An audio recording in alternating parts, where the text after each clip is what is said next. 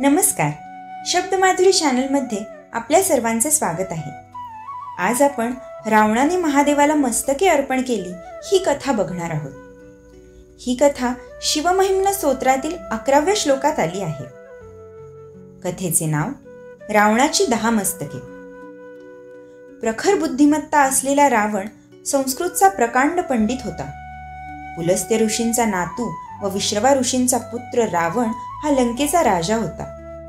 त्याने 4 वेद आणि 6 उपनिषदे अशा प्रमुख 10 ग्रंथांचे अध्ययन करून ज्ञान मिळवले होते. प्रखर बुद्धिमत्ता असल्याने त्याने 10 ग्रंथांचे मुखोद्गत पाठ केले होते. म्हणून रावणाला दशानन असे नाव प्राप्त झाले होते. शिवभक्त असलेल्या दशाननाने एकदा महादेवाला प्रसन्न करण्यासाठी एक यज्ञ केला. या यज्ञात त्याने खूप भक्तीने आपले एक मस्तक यज्ञात अर्पण केले, परंतु महादेव प्रसन्न झाले नाहीत. मग त्याने अतिशय भक्तीने दुसरे मस्तक यज्ञात अर्पण केले, पण महादेव तरीही प्रसन्न झाले नाहीत.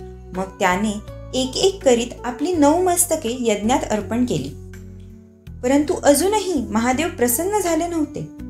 म्हणून त्याने आता शेवटचे म्हणजेच 10वे मस्तकही यज्ञात अर्पण करण्याचा निर्णय घेतला.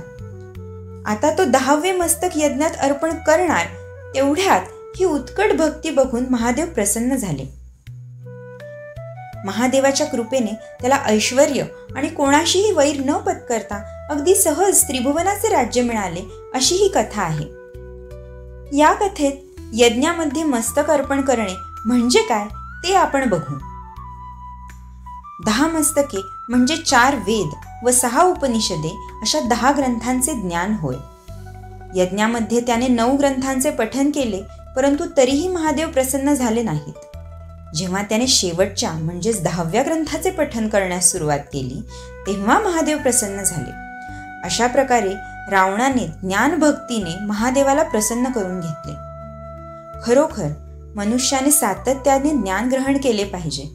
ज्ञान ही खूप मोठी शक्ती आहे. परमेश्वरावर श्रद्धा असेल तर ज्ञानाच्या बळावर निश्चितच यश मिळते. ओम नमः शिवाय.